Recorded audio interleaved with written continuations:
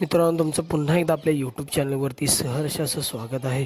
तर मित्रांनो, आज एक भव्य आणि दिव्य असं एक आदत एक बैल मैदान संपन्न झालं आणि त्या मैदानामध्ये आपल्या सगळ्यांचा लाडका मुळशेठ धुमा सुसगाव यांचा द्वादशम हिंद केसरी बकासूर आपल्याला आदत किंग चिक्यासोबत पळताना दिसला.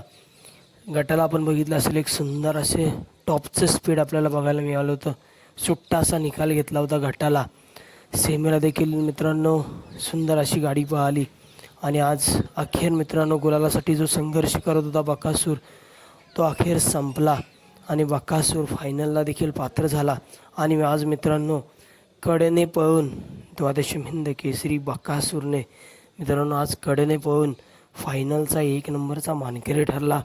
आज पाचवड तालुका खटाव जिल्हा सातारा या ठिकाणी एक आदत एक बैल मैदान झालं आणि त्या मैदानामध्ये अनेक दिवसाचा संघर्ष बकासूरचा संपला आणि बकासूर प्रथम क्रमांकाचा मानकरी